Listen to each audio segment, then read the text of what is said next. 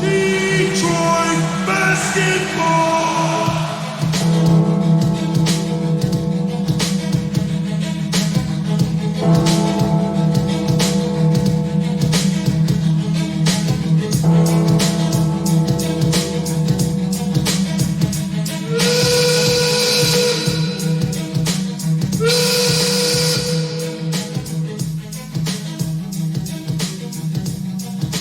4 of 5 from the free throw line.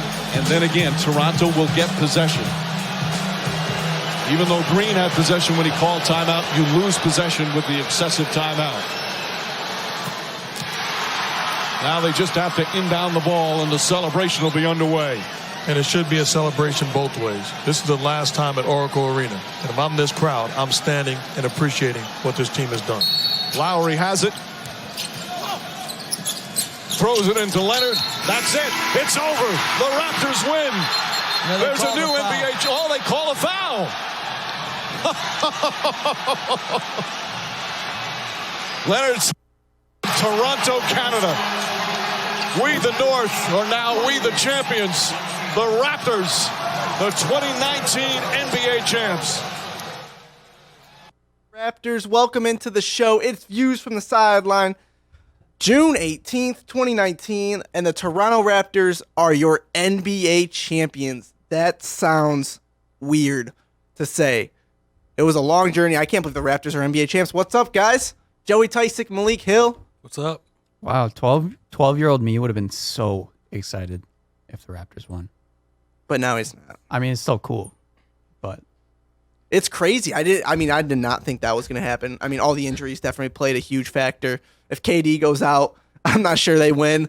And then Clay tears his ACL, unfortunately, late in that game as well.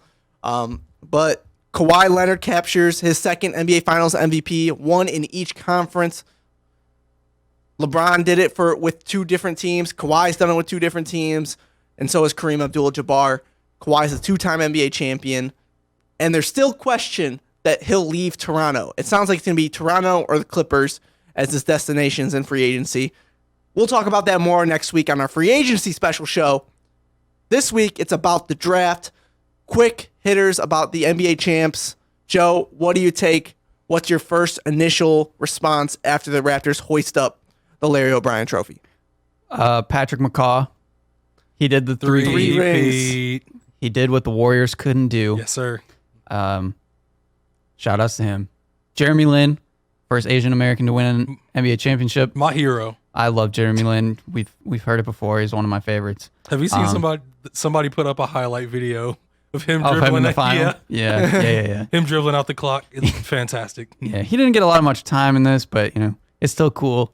Fred VanVleet was actually the MVP for me. I know Kawhi obviously is the leader. Kyle Lowry was great. And another thing to question, is Kyle Lowry the best Raptor of all time? He's the one that brought... Just based on numbers and winning a championship. He's the most prolific Raptor of all time. I think he is. Well, I think he is the greatest Raptor of all time. He's the only Raptor that's brought home a championship, and he was the absolute focal point of that team. He is. Let's be real. Yeah, he doesn't hold all the records for most points, most assists, most games played. But you know what? He leads the Raptors in most championships brought to the city. So, in that aspect, I think you have to say Kawhi is the best Raptor of all time, regardless of how long his tenure is. Kyle Lowry? Kyle Lowry. Oh, I'm talking about Kawhi. Oh, what? I think Kawhi is the How is greatest Kawhi the Kyle greatest Lowry. Raptor of all time? because he Kawhi brought led- home a championship. Okay, team one year. Hold on. He's dealing with the team for one. He But it can't doesn't- be but the it- greatest Raptor of all time. You take Kawhi away, they don't win a championship. You insert DeMar DeRozan, they still don't win a championship. Kawhi's not the greatest Raptor of all time. He's the only You one. still need a because of one team to get season. there, though. Exactly. He was the missing piece, yes. He was more than just a piece. He was a couple pieces.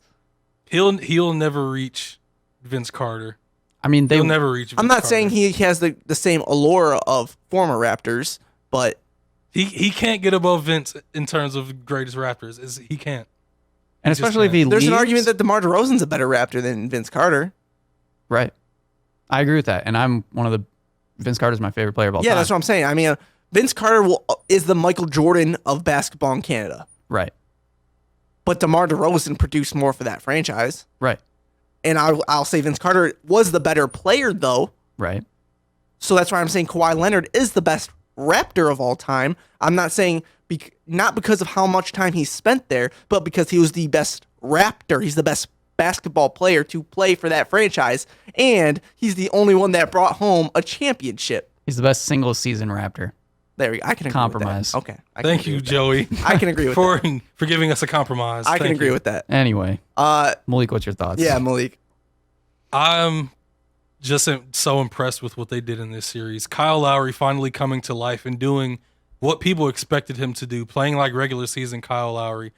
That hot start in that last game was just incredible to watch him score in the first 11 points.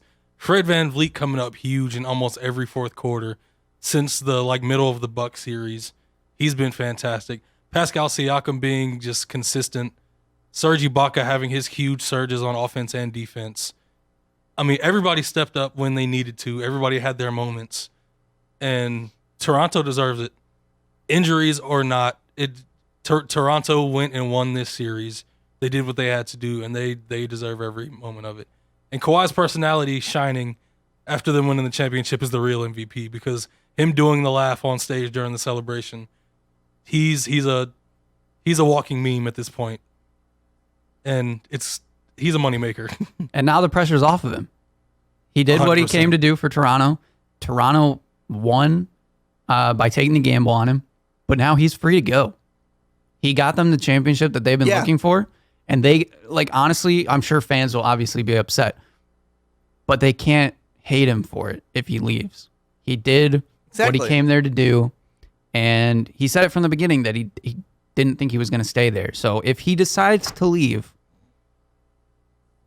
I think you just have to respect the guy for what he did. I think the Raptors would. I think he would get a standing ovation next time he went. Yeah. I would hope so. I have a question. Yeah. Does his jersey go in the rafters for one season and one championship? Yes. That is the funniest but probably most truthful You thing have ever. to. You His have jersey to. might go in the Raptors for one season. Just because of history. Exactly. And that's the first championship in franchise history. You have to put his name. I think in the the statue outside should be Vince Carter going between the legs. His jersey needs to be. I have a question. Kawhi's jersey should be in the Raptors. Do the Spurs retire Kawhi's number? No. He won a championship and an NBA Finals MVP. He's not one of the greatest Spurs of all time. He was becoming this Kawhi. He was really good. And then the the controversy happened. He was becoming this Kawhi. Yeah, but I feel and like then the controversy happened, and now this is the Kawhi that the Spurs wanted to see eventually. The fully formed player. he didn't have the offensive game that he does now. Back then, In his last season in San Antonio, he was becoming this player. right? Like, he's been a solid offensive player, but he was known for being the LeBron stopper type deal. And now, his offense is great. He shoots efficiently. He takes good shots. He can shoot it from anywhere. So he plays both his sides of the ball even better. So I think that's where his biggest improvements have been. All right, let's transition to the one big trade in the NBA. Finally, Anthony Davis has been moved. He got traded to the Los Angeles Lakers. Was it Sunday or Saturday? I think it was Saturday. The Lakers acquired Anthony Davis and sent out Lonzo Ball, Brandon Ingram, Josh Hart, the number 4 pick in the draft on Thursday, plus 2 more future first-round picks and multiple pick swaps. So David Griffin took essentially all the Lakers' assets except for Kyle Kuzma. I think this is a win-win for both franchises, personally. Would you agree, Joe? Yeah, I would slightly favor the Pelicans just because there's a lot of other contingency things going on with the Lakers that they still need to do, I think. I don't think LeBron and Anthony Davis are enough to win a championship, but it definitely puts them closer than they were. But I think there's 2 things you got to look at, too, in this situation. The Warriors are not going to be the Warriors next year. It's going to be an off year for them. The West is wide open. LeBron has let's be realistic here. Yes, we know he's Superman. He realistically probably has 2 good years left in him. So you have to capitalize. Honestly, I say about 3, maybe 4. It's a toss-up. We haven't seen a guy at his age be this dominant. Because he's a freak of nature, I'd probably give him maybe 4. Definitely 3. I think 2 is a for sure. 3 is about a 70% chance, and then 4 is, I don't know. But you have to capitalize with LeBron now. He's only going to decline season by season. So acquiring Anthony Davis accomplishes the goal to be competitive now. And that's what the Lakers are going for. So that's why I say it's a win-win, because they accomplished that goal of being relevant with LeBron, and the Pelicans accomplished the goal of acquiring the best amount of assets for their star player. And the only issue with this whole deal is that they don't have access to another max player. Because the trade deal goes through July 6th, they won't have the cap space to sign a max free agent. I think they said they'll have about 20 million. 24.72? I think. 24.72. But then they can also get an extra 3 or 4 million from the draft asset or something. I can't remember. But there's a couple scenarios where they can add a little bit of money, but they can't do a max player. And that's kind of, I think, the biggest thing. The only way they could sign a max player is they'd have to unload somebody like Kyle Kuzma, which I can't imagine them doing. So that's like the one tricky thing for them is they're going to have to do similar to what they did last year and surround LeBron and Anthony Davis with the right pieces. And hopefully they don't mess it up this time, which there's a lot better pieces, I think, out there. There's guys like JJ Redick, who is exactly what LeBron wants. Big men like Brook Lopez, who we've just seen have a really good season. There's a bunch of other options. So that will be the important part for the Lakers. Malik? I like the Pelicans end of the deal more. We all knew Anthony Davis was going to end up with the Lakers, so this isn't something huge to me since we all saw it coming. And although everybody else is jumping on the Lakers championship bandwagon right now, I'm not jumping there yet. Like Joey said, they still need several pieces to become a championship team. All those young teams in the West are only getting better. The Nuggets, the Trailblazers, everybody else is improving. They have to add talent around LeBron and Anthony Davis. But I love that David Griffin has already done great work in his position with the Pelicans, starting the future immediately, and then he's going to add Zion Williamson to Alonzo, Brandon Ingram, and Josh Hart. And he could also potentially trade that fourth pick to get even something bigger. So the Pelicans are in a really good situation right now. And we're going to be watching a lot of Pelicans games this year on ESPN. Oh, and my ABC. goodness. I can't wait. You know, I'm a big Pelicans fan. League Pass Team of the Year. But I'm a little disappointed they didn't get Kyle Kuzma, but maybe that's just, me being greedy. They were going to keep Kuzma or Ingram. They were going to keep one of them. I would have taken Kuzma. I think Kuzma was definitely like the one player the Lakers wanted. But for me to be able to still get a consolation prize in Josh Hart, I think that was a good deal. The one concern, which is technically two, is injuries. Lonzo Ball has had his fair share of injuries. I'm not sure Lonzo starts the season as a Pelican. There's been rumors about. I do agree with you. Them trying to move that pick for Beal or another veteran star to put next to Drew Holiday and Zion. And they may have to add Lonzo to that.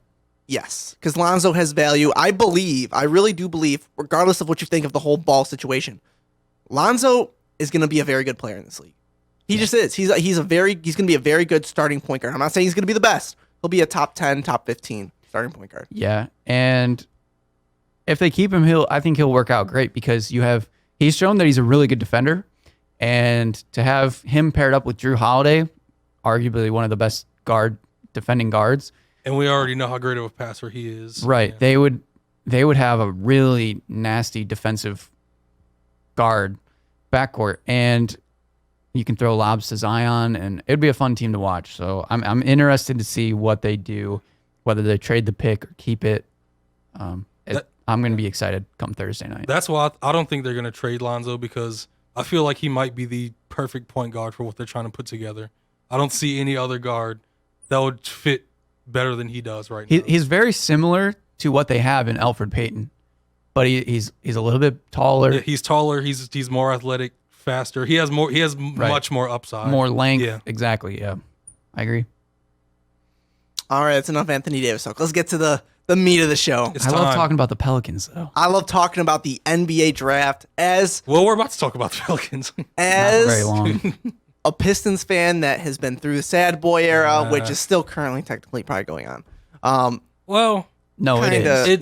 They haven't won a It's sad in a different way. I feel like we can. It's a much different. Well, it's still part of the era. I feel like we can end that era when they win a game in the playoffs. I think that's when I'll end the sad boy era. Since I kind of established this, I'll say we'll end it once they win one playoff game. They haven't won That's one. a sad accomplishment. But I'm to just get saying- off of the sad boys. I'm just saying that I think it's quite fitting. All right. Middle of the road, boys. Exactly. That's the next step. Yeah. That's the next step. Yikes. The NBA draft, 7 p.m. on Thursday night, June 20th.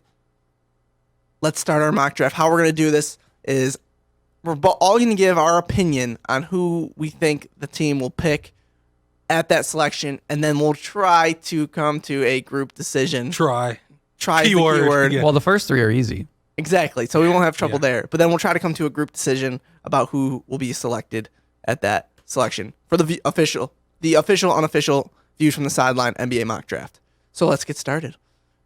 I think we all can just say this one. We can kind of skip this top three. Well, we're gonna That 285-pound kid is number one. Okay. hold on. I got NBA draft music we got to play. Oh jeez. boy. I got it queued up, ready to go. So We're with up in the the first presentation, ladies and gentlemen. with the first pick in the 2019 NBA draft, the New Orleans Pelicans select Zion Williamson. Small And the forward crowd out of goes Duke. wild. The crowd goes wild. Not really much to break down here. Yeah. Did you have Zion?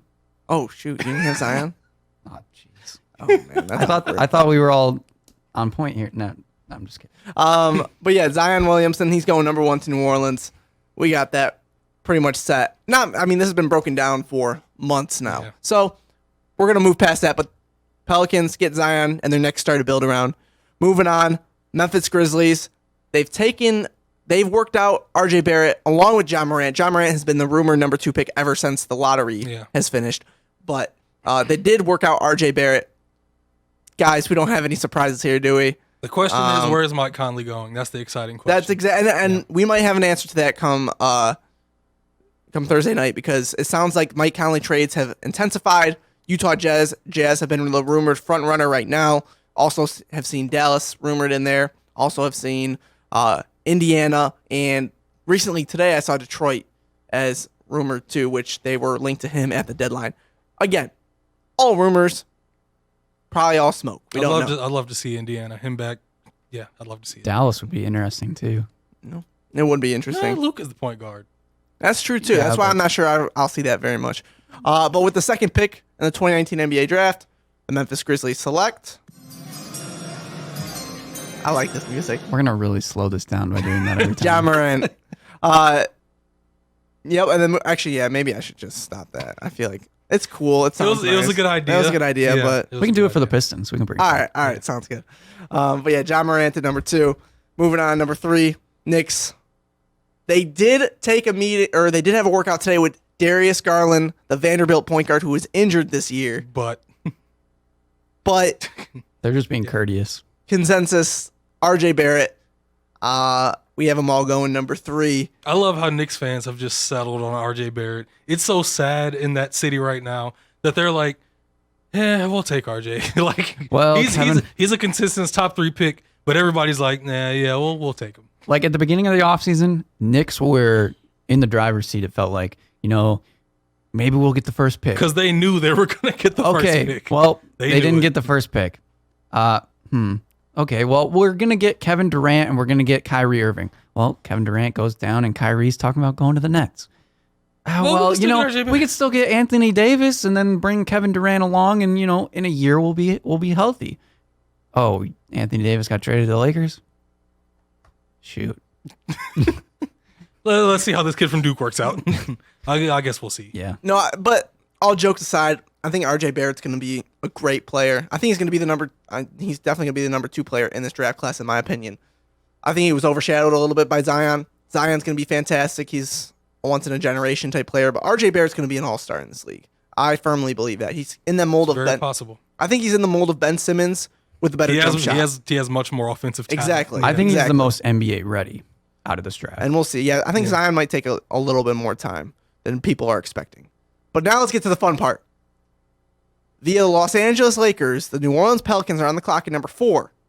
But will the Pelicans be making the pick is the real question here. And that's something we all had to take into the back of our mind when we're mocking this draft, is who's going to trade. Does someone trade up? Who are they targeting? Or do the Pelicans take this and add to their roster?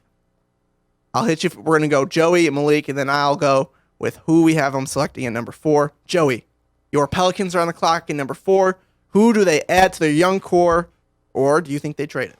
I have this pick being traded. I don't exactly know who it will get traded to, but I think no matter who they trade it to, it's going to be a team looking for a point guard. So I think they're still going to go with Darius Garland.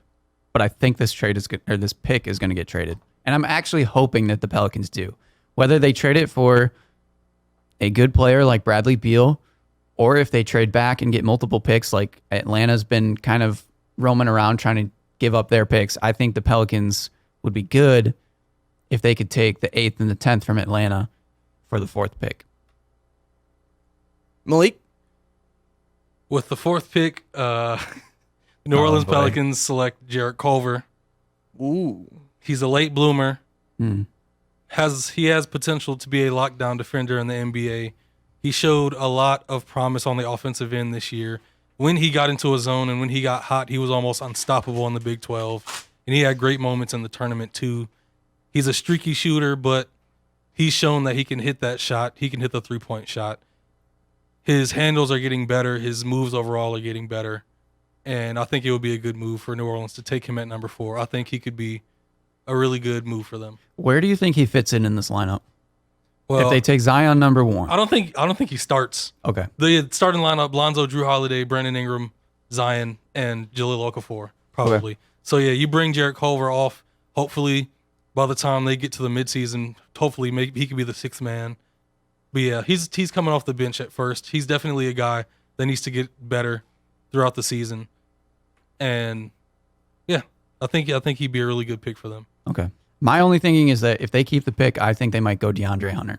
But that's just my thoughts. And that's a great transition because with the number 4 pick, I have them selecting DeAndre Hunter because I don't think they'll trade. You guys both have them keeping it. Okay. I have them keeping it, and that's why I think they draft Hunter. Regardless, I think it's potential that they trade it later in the summer, but I think if they keep it or have the idea of maybe trading it later, DeAndre Hunter has the best value in that aspect, and I think he's the safer bet, and that's why they go Hunter over Garland or Culver. But again, this shows you how unpredictable this draft is going to be. Already, there's no consensus between the 3 of us. All 3 of us pick a different player. My other thing that I would like to say, just real quick, because it's kind of my team,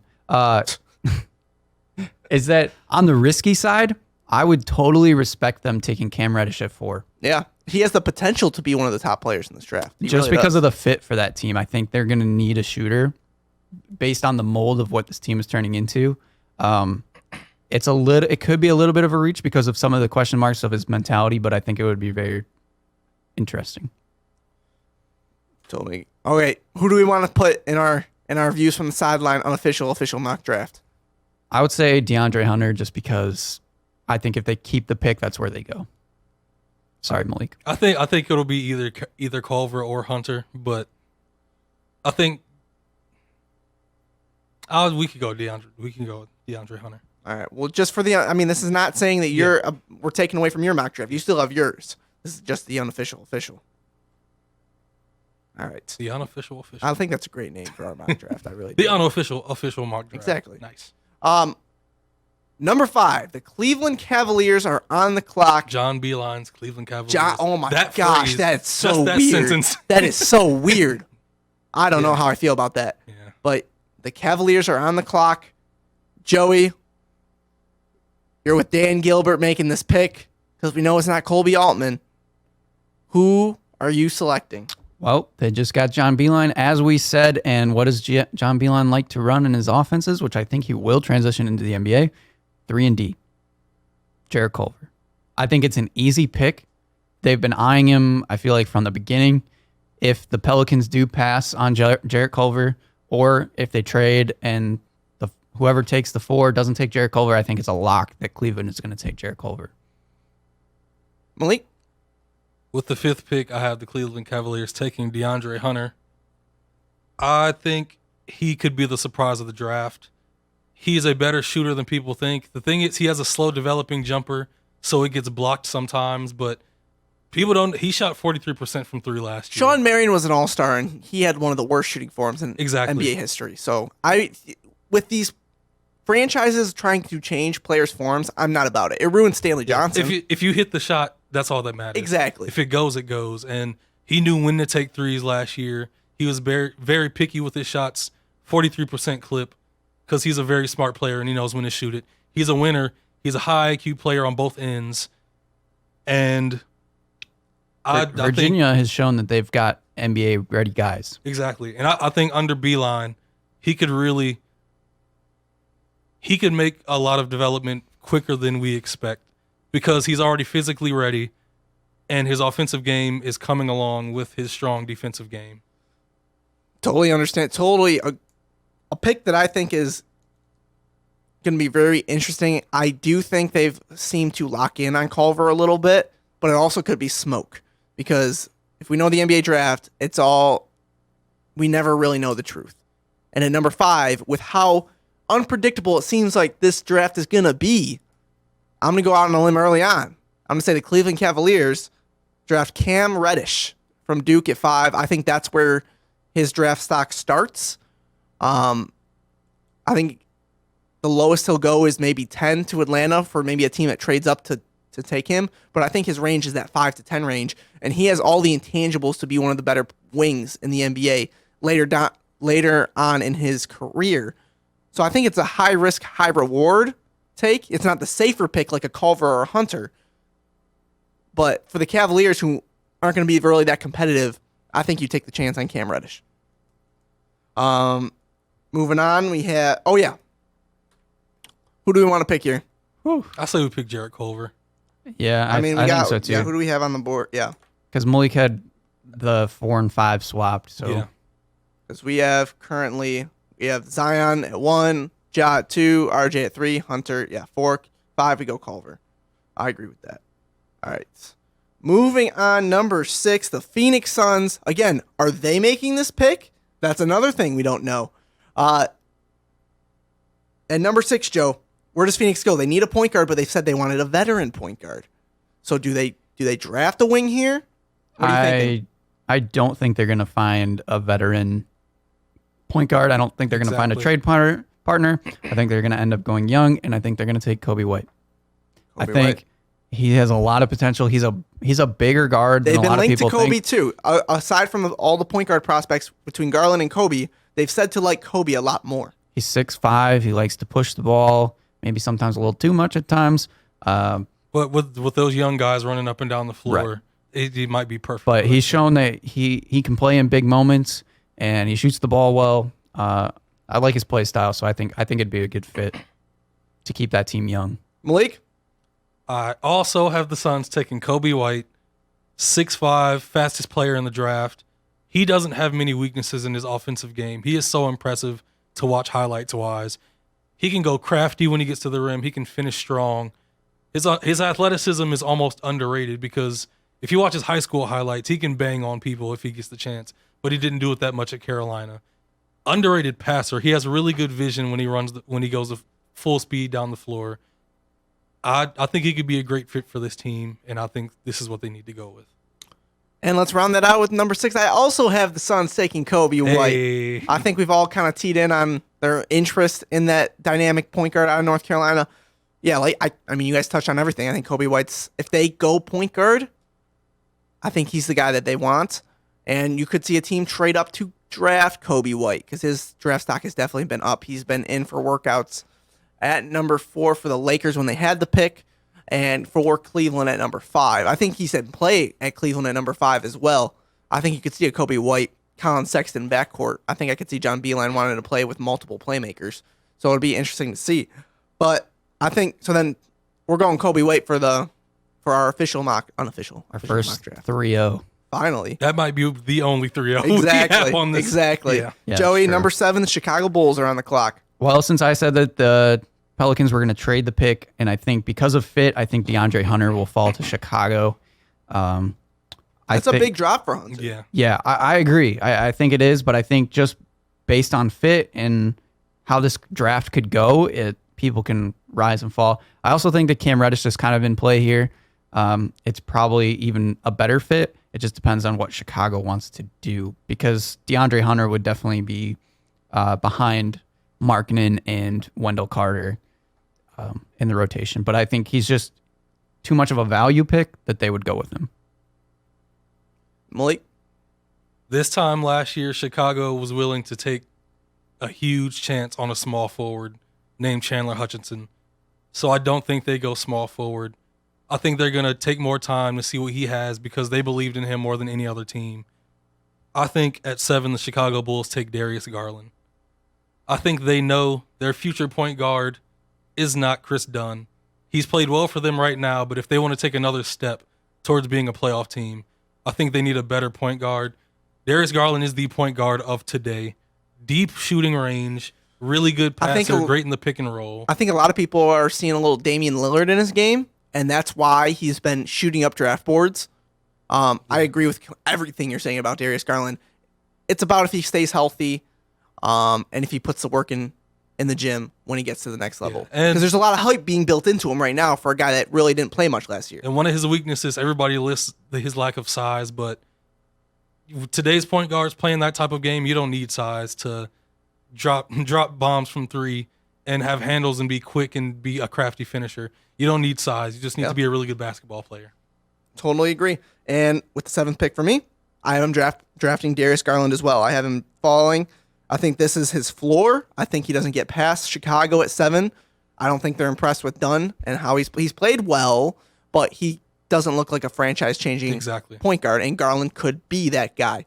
So if you're Chicago, you take the best player available, ignore the fit, and I think that's Garland at number 7. So, Joey, I think you're going to be outnumbered on this one. Yep. I think, Malik, we're both going Garland. We're on the Garland train. Okay. So let's go Garland here at 7 for the Bulls. And that, again, is because you guys have Pelicans keeping the pick. Exactly. Which is what, like we were saying, this whole draft kind of happens. Like, if certain things start falling in the right direction, dominoes are going to kind of fall, and things are going to happen. And I will say, I think we're kind of all on the same wavelength early on. Joey's only difference is he's got the Pelicans trading the pick at 4. Quick sidetrack. I want to go talk about a few things that just quickly have been reported. Vincent Goodwill of Yahoo Sports, he used to cover the Detroit Pistons, if you remember, back when they were actually doing well with the Going to Work crew. He's reporting that Chris Paul has requested out of Houston and that the relationship between him and James Harden is unsalvageable. So he could be a guy that's on the market and could get traded Thursday night. So I thought that was interesting. To the Lakers. I could see that too. Banana boat crew coming together. That's right. And then also a report out of Atlanta from one of the reporters down there for 92.9 The Game. Paul Crane reporting that Hawks and Cavaliers are in deep talks about Cleveland sending the 10 and 17 pick, or the Hawks sending the 10 and 17 pick to Cleveland for number 5. Also could include Kevin Love. Not so sure. Take it with a grain of salt. But again, it just shows you how volatile this whole scenario is. When you get closer to the draft, rumors come shooting out, and that's why so many people love the NBA draft. And Atlanta's been really pursuing moving up. They've inquired to the Knicks just recently. Pelicans. They've talked for the 4 pick, the 5 pick. I'm really curious of who they're trying to get to move up that much. I think it's Culver. When they have the 8 and the 10 pick, which could be potentially really good options for them to fill out their roster, it doesn't make sense to me personally. That they're so stuck on somebody that they want. But it'll be interesting. It makes it dramatic, that's for sure. Yeah. Let's move on to number 8. Joe, on the clock with the Hawks. Who are you picking? Another one that I don't know if he's going to be here, but if he is, I think the Hawks should for sure take Cam Reddish. The Hawks, and that's all the mock drafts have been rumored to have Reddish at 8, and that's why I don't think he's going to be there because and that's why the more that I've thought about it, he can go so many places. Mm-hmm. But if he's there, I think you have to take him as Atlanta. They already have a bunch of great young shooters. They have Trae Young, Kevin Huerter. If they get Cam Reddish, then they'll have John Collins. They'll have a pick 2 picks from now, unless they trade it away like they're trying to. I think Cam Reddish gives them a great future. And fits perfect. Malik? Yeah. Not only does that pick fit what they need, he's the best player left on the board, which is why I also took Cam Reddish. He slides right into that small forward position. They just traded Taurean Prince. Kent Bazemore is going to be out the door very soon. Slide him in. You have young, athletic shooters. Just a young, exciting team. He never really found a fit at Duke, honestly, because I don't think he did what he does best. They put him in a catch-and-shoot situation more. I think he's better with the ball in his hands. In ISO ball, I think he's a much better shooter creating on his own. And he hasn't shown his full athletic potential and overall offensive skill yet. So I think he's almost complete untapped potential at this point. And he could completely flourish as a rookie with the Hawks. Yeah. At number 8 for me, I have Jarrett Culver going. I'm not sure he'll be there. I was gonna say I don't think he'll be but there. that's how my mock draft kind of shook out. And right, and that's what I'm saying. that's why it could be Reddish, depends. Culver, whoever, one of those 3 key small forward shooting guard guys. So I mean, in our mock draft, we're gonna put Cam Reddish. You guys got Reddish there, but I got Culver here in mind. I think this is the I'm not even sure this is his floor. I think his floor might be 7 or 6. Honestly, it's just kind of how my mock draft shook out. So we're gonna put Reddish at 8 for the views from the sideline mock draft. I think this is when we're really going to start differing all over Right the place. here? Yeah, I think Things so. are about to start getting I think wild. so. I think I agree with you. Yeah. All right, Joey. Number 9, Wizards. There's a potential that they might not have this pick. They might trade it or something. But I think if Washington keeps this pick, I think they're going to go with Sekou Doumbouya. Oh, you're going with the basic pick that everybody's been saying? I think he's the best available for them. And, I mean, Washington's kind of in a rough spot right now. So they just need to take whoever, I think. And I think, like I said, I think he's the best available for them. And that's who they'll take. I don't have much on it because I think the Wizards are going to be in a very They don't rough have a spot GM yet. coming They don't have a president of basketball operations yet. And they're still trying to move Bradley Beal. John Wall is in a troublesome scenario. Yeah. So they're a rough franchise. Malik? I don't think they take him because Thank you. Who'd they draft last year from Oregon? Small forward, I can't remember his name. Oh yeah, the surprise pick, Yes, basically. They played him a lot last year, and he actually showed some promise for them. Who are we talking about? So Exactly. Troy Smith? now Troy Brown? Troy Brown. Troy Brown. I knew it was Troy. They really put a lot of looks into Troy Brown last year. They started him sometimes. I think they're going to stick with him at the small forward position. I think Washington, because they are in such disarray right now, I don't think there's one player that can just change everything. So I think you might as well just get a guy that's going to play hard on both ends of the floor and just give you everything he has at this point. I think the Washington Wizards at 9 take Brandon Clark from Gonzaga. Wow. He was arguably the best player for Gonzaga last season. I honestly think he's just about 6'7", just like 210, 215 pounds. He averaged 3 blocks and 8 rebounds as their center last season. In D1 college basketball, just extremely impressive. He plays off of pure effort and athleticism and honestly skill in terms of rebounding and playing as a defender, not fouling people, but being able to get blocks. And he also averaged 16 points a game and showed that he could be able to stretch out to having a jumper, and he has a little bit of a post game. So I have the Washington Wizards taking him, just a guy that's going to play his heart out and give you everything he has.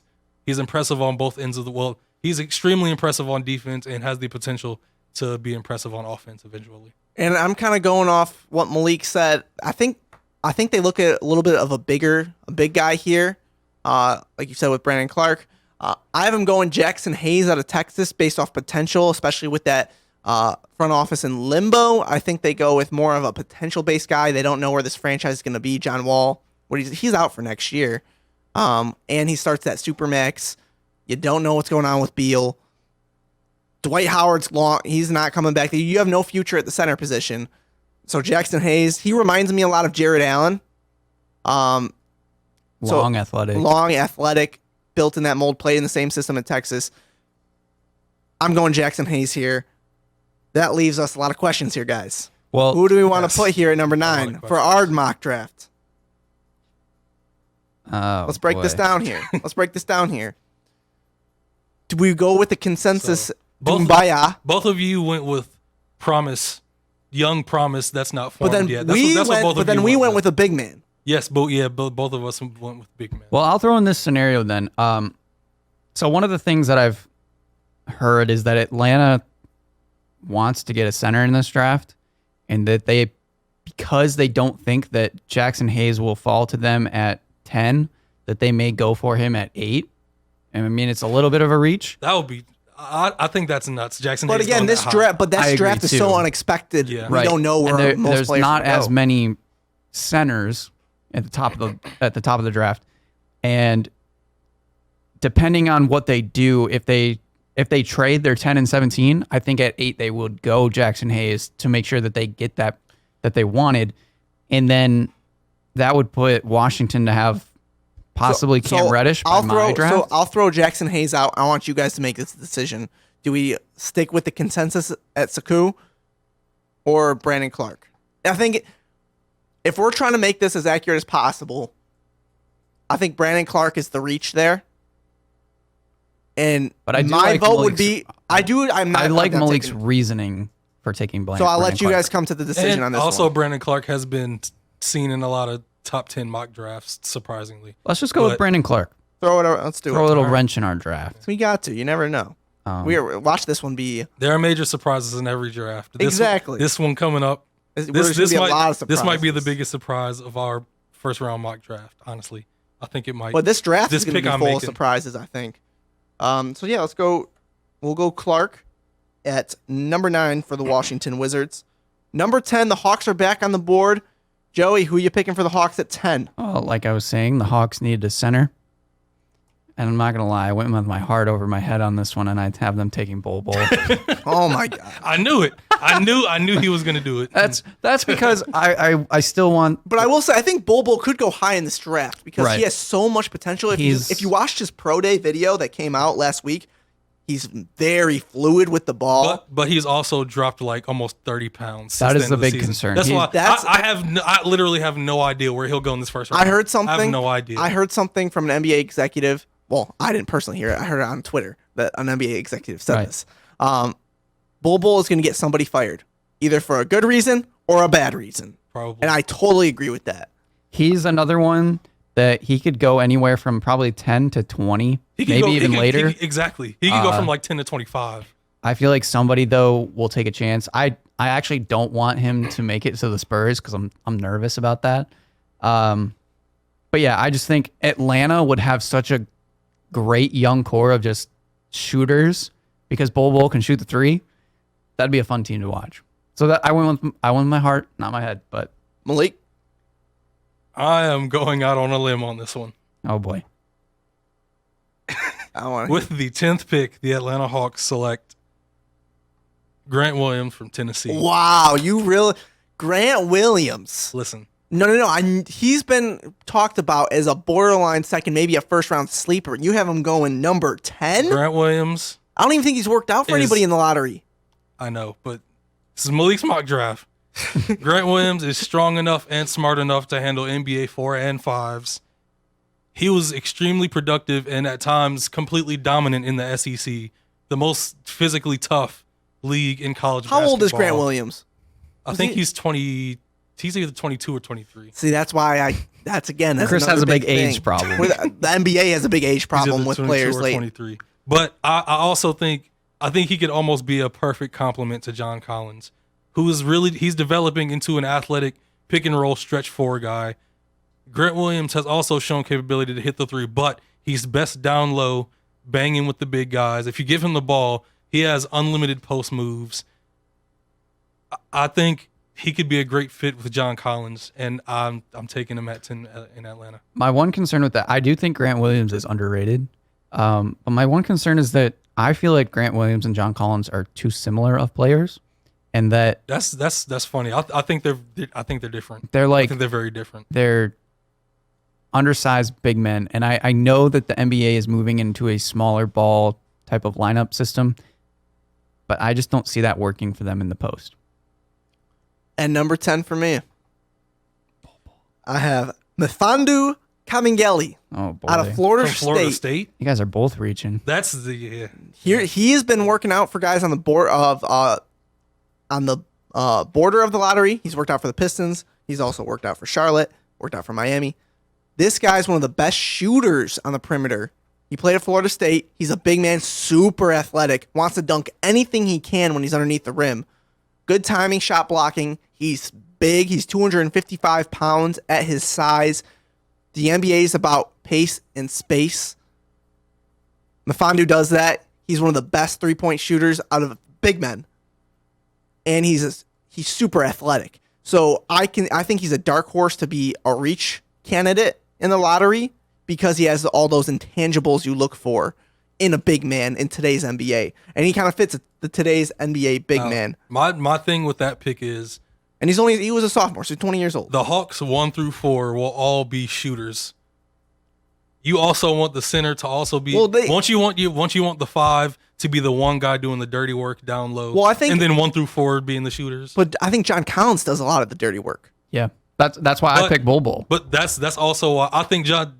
Last season, he's been developing more into a stretch 4. He's shooting a lot more threes. But he's doing more pick and roll work. If you add a 5, you don't have to have John Collins just bullying down low. But John, that's where he thrives. Yes, he's been expanding his game because that's what the NBA dictates. But he thrives down low, and I think he tends to spend most of his time down low. I think he kind of stretched his game out more to appeal to the play style of the Hawks at the time. They didn't have another stretch 4 next to John. Also, if you run a somewhat of a They were 5, playing Alex Len. if you run a somewhat of a 5-out system with a point guard like Trae Young, you're basically telling the other team that they have to switch everything, but then there's going to be a mismatch somewhere. And then they can take advantage of that mismatch no matter where they're at on the floor. They don't have to worry about their center being out at the 3-point line. He can shoot over whoever's guarding him. I think it's actually a really good thing in this day and age NBA. It does take a special kind of player, similar to, not really similar to Brook Lopez, maybe a little leaner, a little more athletic, but somebody that can do a little bit of both. They can play through, they can shoot the 3-ball, but they can also go in and crash the boards. So I think guys like I think Bol Bol is a few years away from being able to crash the boards in the NBA. Oh, I agree, but I just think at where Atlanta's at, I don't think they're going to necessarily be competing, and they're going to have a really bright young core. So I'll say this for our pick, for our mock draft. It ain't going to be Grant Williams. I'm just joking. It could be. With especially how unexpected this draft is expected to be. But Joe and I both have him going big. Honestly, out of our 3, Bol Bol might be the I was going to say, I think we lean Bol Bol on this one because I think Bol Bol is probably the most realistic to get picked higher. He has that draw to him. So, Malik, are you cool with us going Bol Bol? Yeah. I still don't think it happens, but if we're going to lean anyway, out of our 3, yeah. And I still don't know if Atlanta has these picks by the end of it. Or Yeah, by the start exactly. of it. Exactly. So let's make it official. We draft Bol Bol for the Hawks at number 10. Joey, Minnesota's on the clock. Who are you picking at 11? Well, if we were going by our actual mock draft that we've done, he's already off the board, but I think he's in the regular mock draft, or a lot of the mock drafts. I have Minnesota taking Brandon Clark. I think he can learn a lot from Karl Anthony Towns. I think they would. But do they really want to draft another big man next to Karl? I think they would pair well together because Karl spreads the floor. Brandon Clark likes to get to the basket. I mean, he can shoot the ball. Is Clark more of a, because Karl's been playing the center position, right? So you're going to put Clark at the center position now? No, I would say he's still the power forward. I think those positions are interchangeable this day and age. Yeah. Depending on how you want to run your offense. But I just think Brandon Clark is kind of that energizer type of guy you use as his athleticism to just go after rebounds, get putbacks, things like that. Somewhat of what a center does, but he can bounce off of Karl Anthony Towns, I think, really well. And I think that chemistry would work out well, and they can learn from each other. Malik. At the 11th pick, I have the first Kentucky guy coming off the board. I have the Timberwolves taking Keldon Johnson at 11. Really? Yeah. You think he's shooting up the draft boards? I feel like he would be a good fit for what they need, especially with Andrew Wiggins not doing much and not showing a lot of effort. I heard they might be potentially shopping him here at the draft, and nobody wants him because of all the money he's making. Keldon Johnson has the potential to be a really high-level 3-and-D guy. He has a smooth stroke. He's a really good shooter, and he has the athleticism to take it to the lane and finish hard. He could be a all defensive team player in a few years. He really could. See, for me, I'm going Rui Hachimura out of Gonzaga. I've heard that he has a draft promise in the lottery, and a lot of teams have tied him to Minnesota, dating to the NBA draft combine. He pulled out, hasn't worked out with anybody, and all reports point to that. And I think he would fit next to Carl. I think a little bit better than Brandon Clark. I mean, for the sake of trying to get this right, I think Hachimura might be our pick at 11. Who did Malik pick? I had Keldon Johnson. Keldon. I don't care. because technically we picked Brandon Clark, so I would say Hachimura would be the next best. Yeah. All right, we'll go Hachimura for 11. I just think he's going to fit really well next to Karl Anthony Towns. Again, super athletic, can stretch the floor a little bit, can develop into, some people have said Amari Stoudemire type player. I'm not sure about that, but I think he definitely has a high ceiling as a player. Joey, the Charlotte Hornets are on the clock. I feel like you have some ties to that team. You're a big Kemba guy. I do like my some Charlotte Hornets. Who are you Buzz picking? City. They're another team that needs a lot of help, but I think just talent wise and potential, I think they need a lot of help at the big, and I think hopefully they keep playing Frank Kaminsky. Frank Kaminsky, I don't think is great at the 5 position, so you put him out to the 4. I think he fits a little better. So I think you put the center position and you grab Jackson Hayes. Okay. I feel like it gives them a defender in the middle, clog up the paint, and kind of does the dirty work, and he can kick it out to shooters. I'm also going big man, but I'm going with the second Kentucky player off the board, P.J. Washington. Really? He can score at all 3 levels. He's instantly the most talented post player they have. That also has a silky smooth jumper from 3. I feel like he could be very productive for them from the start. He'll be ready to play. Okay. Charlotte's my other bowl contention. Yeah, I can see that too. At number 12 for me, since I didn't have him going off the board at Washington, I have Sekou Doumbouya. I think he has the best potential, and you don't know where Charlotte's going to be after free agency. A guy that kind of is built in that Pascal Siakam mold. If he's on the board there, I think he's the consensus pick, and that's why I got the Charlotte Hornets taken. I think if he falls, I agree. I agree. If he's there, I think he's the best available for them. Like I said, they have a lot of needs for that team. Yeah. So I think that would be a good pick. So for our draft, on the board left, the highest rated player is Sekou. Then we have Jackson Hayes, Nazir Little, PJ Washington. Who do we want to put here? So we haven't taken Sekou in our draft? No, in our draft we have Okay, not. I would take him then. All right, are you cool with that too, Malik? Just based on best available Exactly. for us.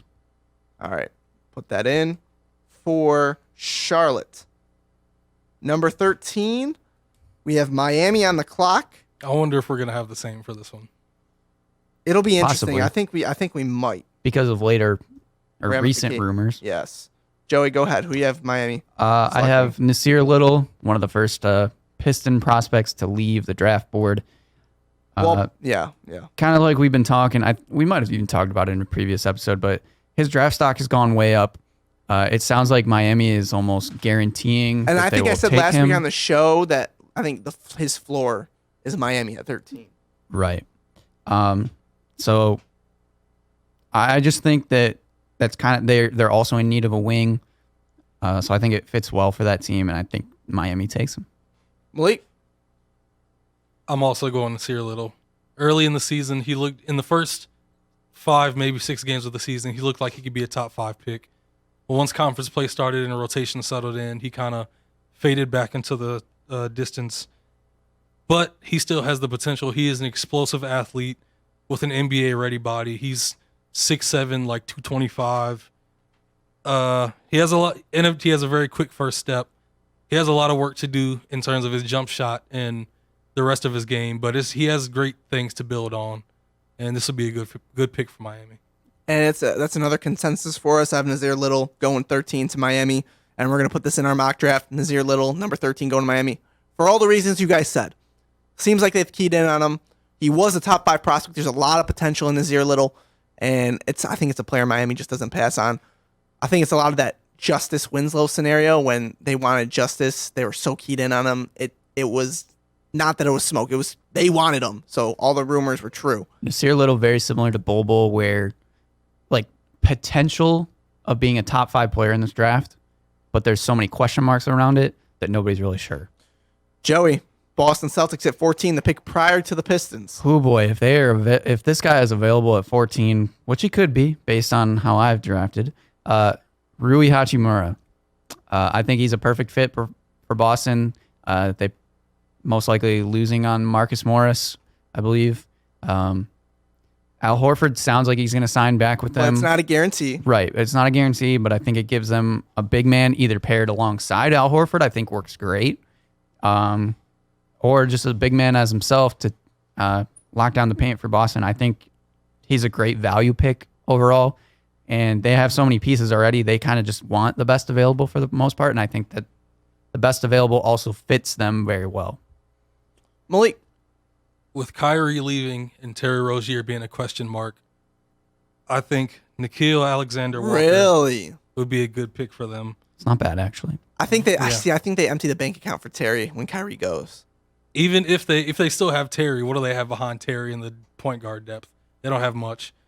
High IQ guy who can produce right now. He has all the intangibles too. He's exactly. What is he? 6'5"? He's like 6'6". Yeah, 6'6", and he's a really good shooter off the dribble and catch and shoot. Can spread the floor. Good shooting stroke, great size for the position, and he has somewhat overlooked athleticism. He's not too athletic, but he's 6'6". That helps. Exactly. He's long. He's smooth. He knows how to get to the basket. He's a smart player. Knows how to play the game. Before you go, how upsetting would that be for you on draft night? Very upsetting. Before I make my pick, though, for the Celtics, one concern for Nickeil Alexander-Walker that I think will drive his draft stock down a little bit. Not sure where he'll end up getting picked, but average for assists, not very much for a point guard, and 3 turnovers per game. Reminds me of a Brandon Knight situation, because that's what Knight was in Kentucky. Averaged probably like 5 or 6 assists, but about 3, close to 4 turnovers a game. Has the intangibles, but does it pan out? And again, Brandon actually did start to pan out until he got hurt a bunch of times. But something to think about if you're an NBA executive making this pick. I like that pick for Boston if they end up losing both their point guards in free agency. At 14, Joey's going to love this. I have the Celtics taking Bol Bol. I think they're a dark horse team. They have a lot of picks in this draft. They take a chance on a guy that could be, and they've always been looking for a big man to pair next to Al Horford, who's traditionally a power forward. Right.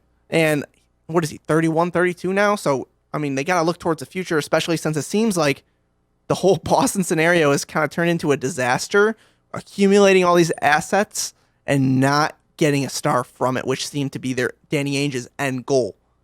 So I have Bol Bol going 14. Yeah, I think that's a good point, that would be a good risk for them because they already have a good amount of assets. And they have another first-round pick in this draft, too. Right. We already have Rui and Bol Bol picked, right?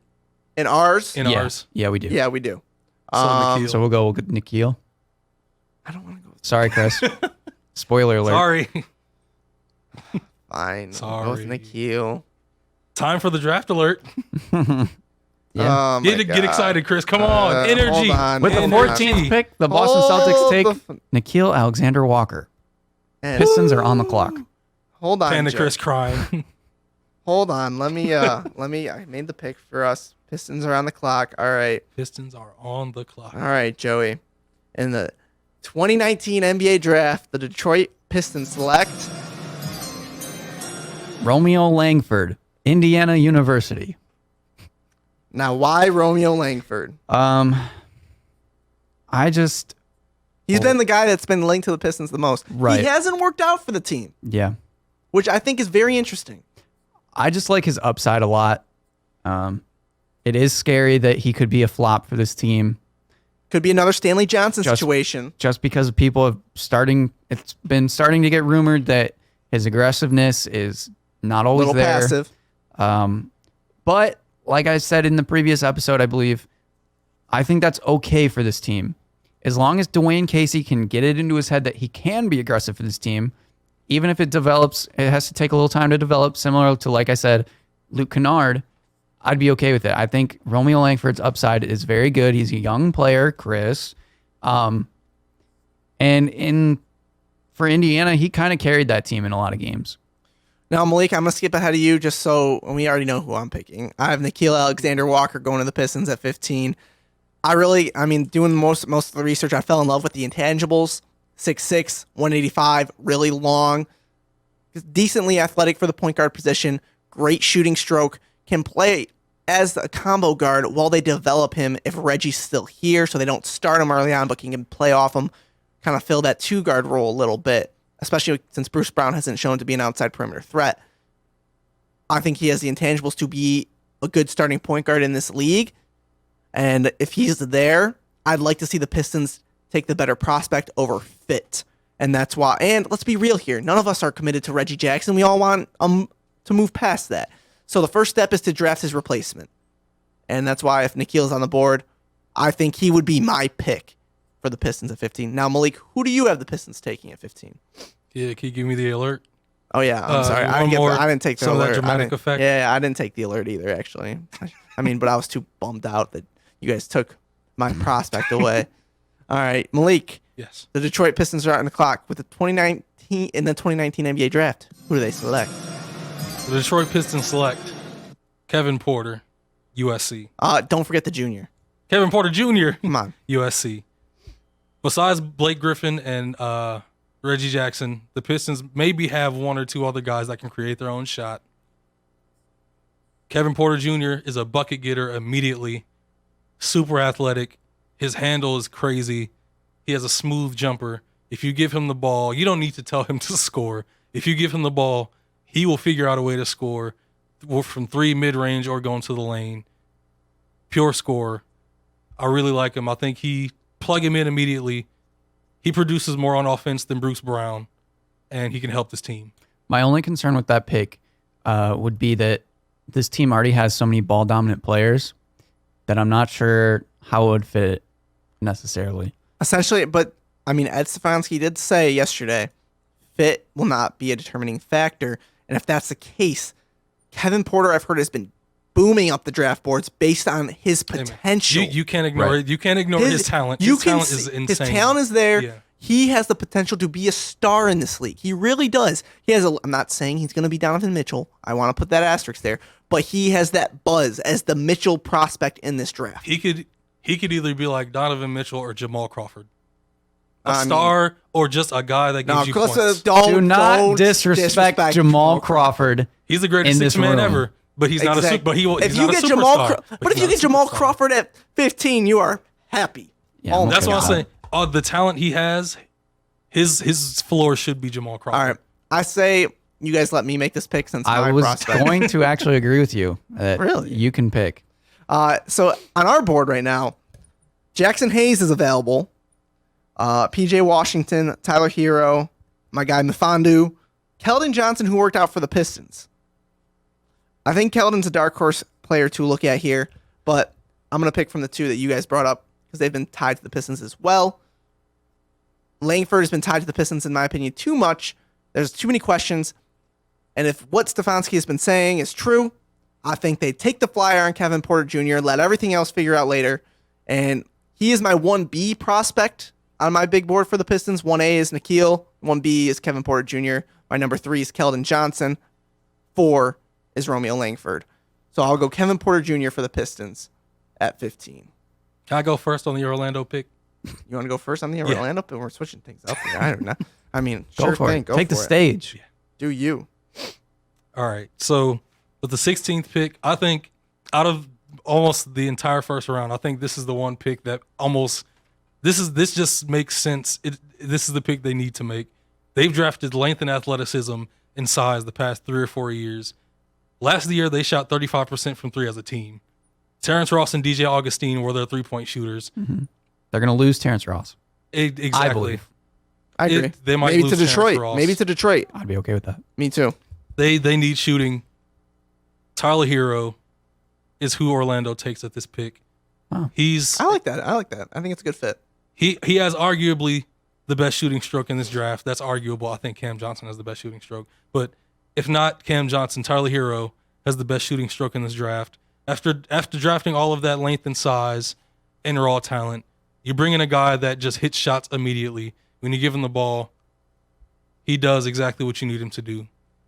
Tyler Hero to the Orlando Magic. Orlando's taken just size, length, and athleticism the past 3 or 4 years.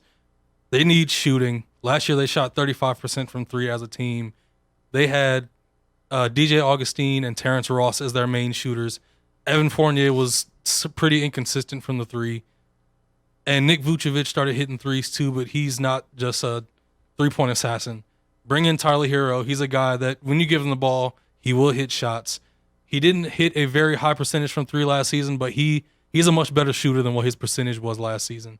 And I think he'll prove that when he gets drafted by the Orlando Magic. Joey. You already have all 3 Kentucky players going? Yep, already have them gone. By 16? That's, man. Already have them gone. This is actually where my first Kentucky player gets drafted. Yeah, I think Orlando needs some shooting. They've kind of drafted the same thing, like Malik said, like Mo Bamba, Jonathan Isaac. They're long, athletic guys. I think you go with shooting. I think you go with Tyler Hero.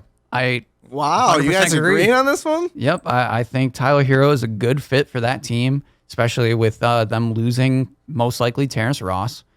And he just fits the mold for what they need as a shooter. See, I kind of piggyback the same idea that you guys have, but I have him going Keldon Johnson, a little bit longer, a little bit more athletic, still has a really good shooting stroke. I think Steve Clifford likes to have long athletes on the perimeter, and that's why I think I go Keldon Johnson. You can play him next to Aaron Gordon. And with, like you said, I think Ross is leaving, kind of can fill that void a little bit as well.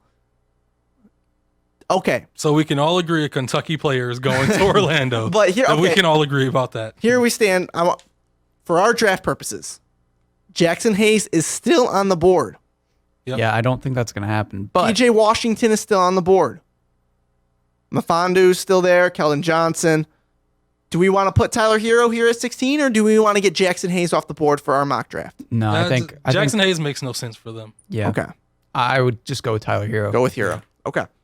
I just want to. And honestly, I think Jackson Hayes should be more in the mid to late first round range, but people going crazy off the potential. On my board, Jackson Hayes is gone. He's been gone. Same here. And same with you too, Malik, right? Is Hayes? Oh, Hayes is not off the board yet. He's Is not he? off my board, no. Oh man. No. No. That's why he's still on our board, is because I don't feed into the hype of the athletic big man that doesn't have much of anything else, because that rarely works out in a major way. All right, Joe. Moving on, number 17. This was formerly the Brooklyn Nets pick, part of that trade. Now it's Atlanta's pick at number 17. Who do the Hawks select? This is their third pick in the first round. I thought this was Brooklyn's pick. No, this is part of the Taurean Prince trade. This is Atlanta's? Yes. Well, I'm out of this one. Well, we'll still I have Brooklyn. All right, well, we'll still get your player. But anyways, Joe, who do you got at 17? This is another one. Atlanta has been shopping this pick around, trying to move up with it. But based on what I've got, if they keep this pick, they drafted on my board again, Reddish, Bol. If they get PJ Washington as their third pick in this draft, I think they come out of the draft winners. I have them taking PJ Washington at 17. He definitely could go earlier than this, but I think it's another solid potential fit for them. And if they don't go big at 8 or 10, or if they trade away their 8 and 10, I think they go with a big. And I would assume that Jackson Hayes is gone. And at that point, I don't think that they would want to take a risk on Bol maybe. So I would go I think at 17, they would go for a safer option than, whereas if they had all 3 picks and they take the risk on Bol. So I think PJ Washington's great, stretches the floor. I think he's an NBA ready player, and I just think he would fit well. Since he just went with the big, I guess I'm just going to go with my Brooklyn pick was Rui Hachimura. Okay. Yeah. For the Nets. For my pick, I actually have a big man too. But I have Goga Bitadze from the Republic of Georgia. I probably butchered that name. But I'm going off the basis of none of these picks have been traded, because that's a factor that is unknown. And if they're selecting for the third time, I think they're going to draft a prospect. Goga fits that mold. Give him a little bit of time to develop. You never know what you're going to get in him. A lot of people see some upside in him. Now, for our mock draft, if Atlanta's picking at 17, I think they go with the best player available. Is that Jackson Hayes, Romeo Langford? Who do you guys want to pick here for Atlanta? Rui's off our board, too. Yeah, he's already off. Yeah. And You said PJ's still there. PJ's still there, too. Goga's still there. we had them taking Cam Reddish, right? Early on. The Hawks? Oh, in our draft? Yes. The Hawks have Alex Lynn. And in our draft, Goga is like Alex Lynn, kind of. But Alex Lynn, I with a think, is lot more free, potential. I think Alex is a free agent. He's an Exactly. free agent. I'm saying they're like similar players. But so- if they took Cam Reddish, I don't think that they'd take Romeo Langford. And then they took Bol at 10 in ours, too. Okay. I still think PJ Washington would be the best available at that point. Malik, you're out. Since you picked for the Nets, you're out. You make the decision. I mean, if you guys want to make a counter argument, I'm okay with it. I'm just They picked I forgot his name. They picked a power forward from Villanova last year. He wears number 6. He actually Omari played, Spellman. Yeah, he played pretty well for them last year. That's true. Do you think they still take PJ? That's true. I don't think they make that a factor. I don't think Omari Spellman's going to be a factor. In their I decision think they making. just take the best available, and I don't know if Spellman's like a for sure guy yet. Yeah, I don't know. agree This with that. this pick could be All weird right. for them. That's why I guess assume they're PJ. trying to trade it. Go PJ. All right, let's go PJ Washington. Definitely, I think he'll be in the mix there, especially if he's still on the board. Now I'm wondering if any other pick for the rest of the first round is wrong for me. I hope not. Well, we'll spell hoping check not. it for you. Don't worry, we got you.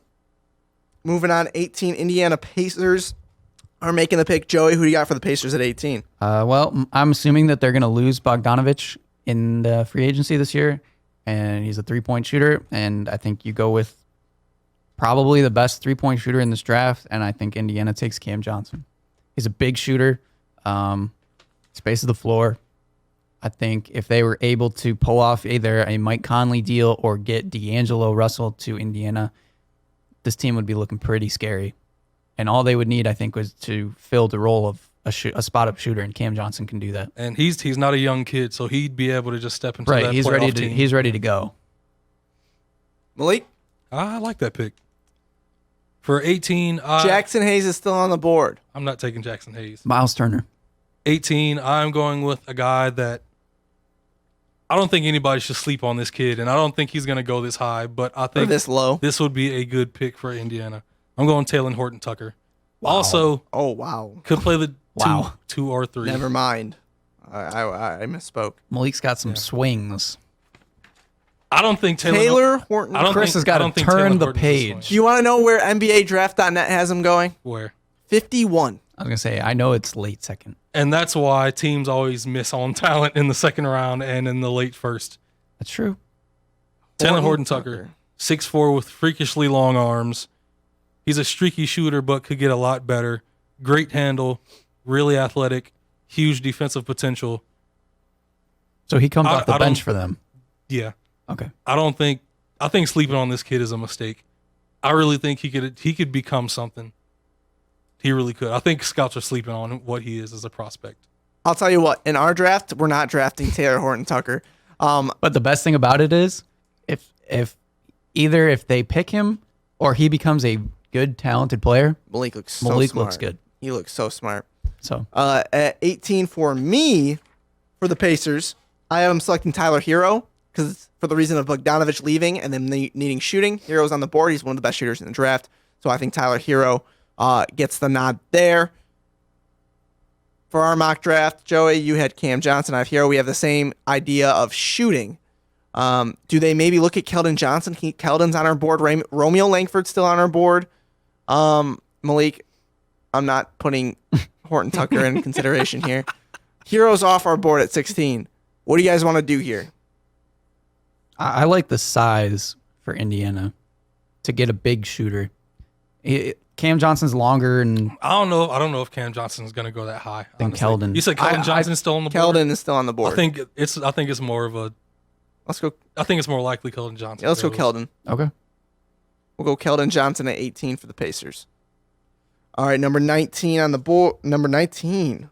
San Antonio Spurs on the clock. Scariest pick in the draft. It is, and it's always where I put my player that's dropping. That's where I always end up them landing because the Spurs always know what they're doing. Who do you got? I don't have a player that's dropping, but I have a very similar pick to what they did last year when they picked Lonnie Walker, and they went for a little bit of a troublesome player that has a lot of upside that he could turn into a really solid player. And I will be terrified if Kevin Porter gets drafted to the San Antonio Spurs. Absolutely terrified. Because they will have DeJounte Murray, Lonnie Walker, Kevin Porter.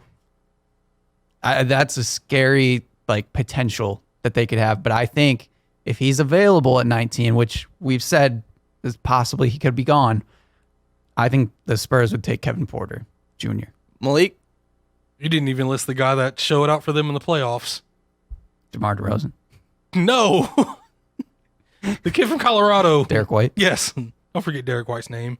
Bobo. I mean, he's not the future. You have Bobo going 19? Yes. Okay. That's another terrifying That's one. a nightmare. That's one that I considered as And well. talking about terrifying, I have him Kevin Porter Jr. at 19 for the Spurs as well. It's terrifying, isn't but- it? It's so terrifying. Don't we have him going to the Pistons? He is going to the Pistons. Yeah, on our and draft. Noble's off our board. Exactly. I think for the Spurs, for the same idea, I think we put Jackson Hayes coming off the board at 19. Okay, that makes sense. Just potential. best available. Best potential. available and potential. I think we put Jackson Hayes in our mock draft going at 19, which I think could happen, especially with how unpredictable this draft is going to be. And Aldridge's offense, then you have Jackson Hayes to give the defense. And you're still going to give Jackson Hayes some time to develop too. We got to keep that in mind as well. Right. Number 20, we are on to the Boston Celtics, their second pick in the draft. Joey, Celtics. My final Kentucky player, I have Keldon Johnson going to the Boston Celtics, and I know it's another wing for them, but I think they take the best available. It gives them an option to still possibly move Jaylen Brown or something if they want to go get some veteran point guard. I don't know any deals that they would do, but just potential. I think building more assets, even though they keep doing that, I think Keldon Johnson would be the best available for them. Malik? Danny Ainge is the type of guy that makes moves nobody sees coming, and he likes to take chances. I think at this pick, he takes a chance on a kid that is really tough and showed out in the tournament and in the regular season. I think he drafts Carson Edwards from Purdue. Wow, at 20. Yeah. You don't think the Celtics think they can get him at 22? They have a pick at 22 as well. I haven't taken somebody else at 22. Okay. Yeah. So Carson Edwards. Like See, all I about think the steals. I was going to say, I think Edwards is a little bit high on your board there. I mean, he could very well turn out into a great prospect, but I don't I agree think with he's most gonna win. moves teams making the draft. that's true. So That's true. For me, I have the Celtics going PJ Washington. That'll be the last Kentucky guy coming off my board. Best value on the board. Maybe not best because Romeo's still on my board as well.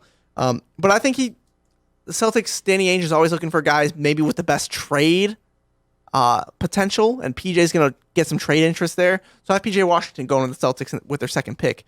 Where do you guys want to go with this one? So on our board, we still have Romeo Langford, Mfiondu Kabengele, which I think is also could be in consideration at 20. Who else do we have here? We got Goga, who I think could be very well in consideration at 20 as well, especially with the Celtics having 3 picks, and they always usually go international keeping a pick. And Goga's been projected in the lottery as well. Where do you guys want to go with this one? I say we go with Romeo or Goga. Malik, I'll let you choose. I'd say Goga. Goga? I think it's a good spot for Goga, honestly, in our board, because I think Romeo's going to drop a little bit just based off the being passive and a thumb injury that resulted in him shooting very poorly from 3, which is such a huge thing in today's NBA. Look, from the 20 to 30 range, I just want to mention this. This is where picks happen that nobody expects. Guys that are predicted to be in second round get picked higher, and Yep. guys that you think are going late first round fall. Totally. So I just wanted to say that. For sure. Yeah. All right, Joey, Oklahoma City Thunder on the clock. I'm actually going to switch these picks. Uh-oh. My 21 and 22. I'm going to have the Thunder take Kabengele here. Who? Mfiondu. Mfiondu. Oh, okay. How do you not know Mfiondu? Chris's guy. My guy. Stretch big. I do like prior to my talking about stretch fives with Bol and stuff like that, I do like when you have two big men, one that's more offense oriented, one that's a little bit more defense oriented. I think Kevin Jelly and Steven Adams would play off each other really well, having a little bit of offense, a little bit of defense, and the Thunder could just use more shooters. Paul George, I feel like, was their only real shooter that they had on that team, and I think he would fit the mold pretty well. Malik? Because I think Terrence Ferguson is one of the worst two guards in the NBA. I have them taking a two guard and a guy that I think would fit very well next to Russell Westbrook. I think Romeo Langford is too young and too passive. I think Russ would just check him out mentally. Russ, you think Romeo Langford would fit? That wouldn't go over well because Russ would. But be Romeo is all- young. I think Russ could get a hold of him and give him a good mentality to the game and get him more of an edge. I think if you put Romeo in the same room as Russell, I don't think Romeo is so like dug into his ways. I think if he hears Russell Westbrook, that type of guy, talk to him and tell him how it is, he could turn Romeo into a really good player. I also think that Romeo might take more from Paul George than Russell Westbrook. Who do you got? I have Logan Stewart from Arizona State. Who? He was an all Pac-12 guy. I think he averaged From like where? 18 in Arizona State. He's like early second round, I think. In the first half Yep, of the I got season, it. he was the highest averaging true freshman player in the country. He was averaging like 21 or 22 a game. He's 6'4", like 215 pounds, NBA body ready, athletically ready, jump shot is good. Him to the Oklahoma City Thunder. I got Romeo Langford going 21 to the Oklahoma City Thunder. And I think just potential-wise, I think he fits. I mean, value-wise, he slid. Even if they don't want to keep Romeo, you can get good value for him or trade the pick for a team that's trading up for Romeo. I'll be surprised if he's still on the board at 21 on Thursday. And for the opposite of, I disagree with your standpoint on Romeo and Russell not meshing. I think Romeo and Russell would mesh, and I think it would be really good for Romeo's career early on to be playing with a guy like Russell Westbrook's mentality, and then you also have Paul George too. That's why I think Romeo. I'm actually leaning more to your side. You're persuading me. Joey, Go for it. I think Romeo. You haven't been doing your research, Chris. The fact that you didn't know about Logan Stewart, that kind of disappoints me. Yeah. It's very he's not disappointing. going to be a good player, so it's okay. Let's record that and Record it. Stick with the facts of 3 years later. Hey, Malik, remember Dort? That Dort dude? The NBA draft is one of the most unpredictable. Oh my god! I love when I get Malik's listen. reaction. I can't wait till the NFL season. I'll always say that when you go out on limbs. I can't wait till we get into those picks again, Joey. You also can't let Chris can't. say anything to you because he believed in Brandon Knight. He believed in Reggie Jackson. Should I go I on? believed in Donovan Mitchell. You believed in Stanley Most people Johnson. believed in Donovan Mitchell. You No, weren't they the did one. not. No, they did not. I was one of the few people that didn't believe in Donovan Mitchell in my opinion. I said Donovan Mitchell Most had people star around me- potential. Most people I knew were really raising him in the draft. In my mock draft, my show that I did, I said Donovan Mitchell. I want him, but I know the Pistons are going to pick Luke. It's going to be a mistake. And I was proven right on that one. But anyways, I digress. All right, let's move How are on. the Jets going to do this year, Chris? They're going to the Super Bowl. But anyways, Moving on to the next pick. 22. The Boston Celtics are on the board, Joey. We got to clip a lot of stuff Chris says. This That is was a- a joke. we have to. The Jets Super Bowl thing. I was a halfway joke. believe it. No, it was a complete joke. Halfway. This is another one that if the Celtics can somehow manage this pick, it would But- be incredible. So far in the draft, they've selected Nikhil Alexander-Walker at 14 and Goga Bitadze in our mock draft. Right. But in my mock draft, at 22, they are now taking Nikhil Alexander-Walker, which would be a steal at this point.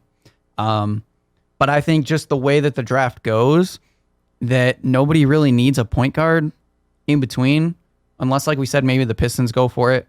But all those other teams in between, I don't think necessarily need a point guard. And the Celtics, like we've said, most likely going to lose Kyrie Irving. We don't know what they're going to do with Terry Rozier. He says he wants as much money as he can get. I think Nikhil Alexander-Walker would be a great fit for that team. Malik, Jackson Hayes, finally off the board for me. Boston gets Jackson Hayes. And then for me, I'm going big man as well. I got Bruno Fernando. I think he could turn out to be a solid center. I think he's too alike to Robert Williams, who they drafted last year. Okay, fair enough. They are almost the same player. So in our mock draft, your two players are gone. Fernando's on the board, but also Mafandu's on our board. I think Mafandu is more likely. I think Mafandu. I agree. Mafandu is who I had before. I realized that I had Nickeil Alexander going to OKC, and I don't see that happening. All right, so I would go with Mafandu. Let's go Mafandu. I agree with you. Let's go Mafandu on this one. Draft official. All right.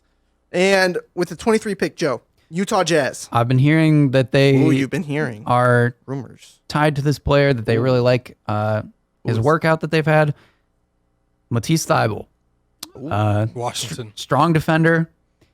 He's been. You know who that is, Chris? I do. He's been raising, I just have to make sure. He's been raising his stock a lot. And I think Utah is in a good spot for their team where they don't really need a whole lot, but I think if you have a defensive wing like Thybulle, I think that helps them out in big games. He doesn't have to do a ton offensively for this team, and I think the way that they play basketball, I think he fits in really well. Malik? I'm going to say right now Matisse Thybulle isn't in my first round, but I think most likely he will go in the late first round. My pick for Utah is Luka Samanic, European big man, 6'10", skilled in the post, improving jumper, and a great ability to run the floor at 6'10". He needs to add muscle. He has a lot of improving to do, but he has a great base to build off of. And I think Utah would like to add him into. They have a lot of big physical big men that focus more on defense. Luka Samanic could come in, be the floor running finesse big man that could give them more points down low. Yep. He works into that chemistry that I like of having offense, defense, bigs. And for me at 23, I have the Jazz selecting Cam Johnson, most NBA ready. What we know about Utah is they're going to be maybe the most aggressive team out there and trying to improve this offseason. They've been tied severely to Mike Conley. They want to build around Donovan. Ricky Rubio seems to be gone. If I'm Utah, I'm trying to add as many shooters as possible for the main goal of being as competitive as possible next season. Cam Johnson will be the most NBA-ready player on the board for a team that's trying to shoot for the finals next year.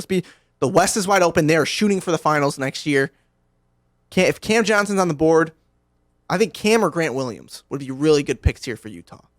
So I go with Cam Johnson. Where do you guys want to go with this one? Okay, so I went with Thybulle. All of our guys are on the board. Okay, we picked big man. Oh wait, did we put Cam Johnson? Did we draft Cam Johnson already? I don't think he did. So. I don't think he's on our draft. I don't think we have him now. I think Matisse Thybulle might have the best chance to go just in feel this like area. Utah likes to play a defensive game. That's where he fits in, and I think that's why they like him so much. So we want to go Thybulle? I have. You're leaning that way. All right, let's do that. Let's lean that way. All right. Moving on, Philly at number 24, Joey. I'm a little unsure about this pick. I don't know what Philadelphia necessarily wants to do. There's a lot of uncertainty in that, especially with the Jimmy Butler situation. Right. But I think that they're just going to go with somewhat of a more NBA-ready guy, I think, and just another shooter that they could have. I'm going with Ty Jerome at 24. I like Ty Jerome. I like that pick. He played in some big games, obviously, for Virginia. He looked pretty good. I think as the tournament went on, he didn't look as good necessarily. So that's my one concern about him. But the guy can shoot. He can play.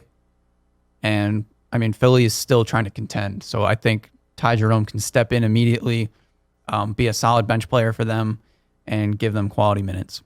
I'd be surprised if he went in the 20s. I'd be really surprised. I would too. I that's why I said I think this could be a little bit of a risk pick, but I'm also going guard. I'm pretty sure, I think he's off the board right now. I'm going Romeo Langford. Yeah, if we have him the two guard situation is questionable. I think that Philly situation would be pretty good for him. He'd have time to develop on a playoff team. They wouldn't need to focus on him immediately. He could just build his confidence and let his skills grow on that team. For me at 24, I have him drafting very high upside, but very high bust potential in Darius Bazley. He played high school ball, kept didn't play college last year, and has been gearing towards the draft. He's too unknown for me. Former 5-star recruit. I think late in the first round, especially for a team that can take some risks because you have good players on your roster, you go with the best potential available, and that's why I have Bazley going off the board here at 24. His stock has been rising. Yeah, and he's set to be in play for the Pistons at 15 as well. Please don't. Oh, yeah. Where do you guys want to go? Who did you pick? I picked Romeo Langford. He's off the board. So We have Bruno Oh, Fernando's yeah. on the board as well. That's really our big one. I don't think Ty Jerome is going. I don't either. I think that was a reach for me, but Yeah. Carson Edwards You is still said on the Darius board. Bazley. Darius Bazley. I would say Cam Johnson's still on the board. I think too. Carson Edwards could be a think- thought, maybe. I think if Cam Johnson's on the board, I think we would take him. Yeah. Because they still, they need shooting still. Right. They're still, They're still- most likely going to lose JJ Redick. I think. Oh, do you think he's going to go to the Lakers? I think there's a And strong they gave possibility. up Landry Shamet.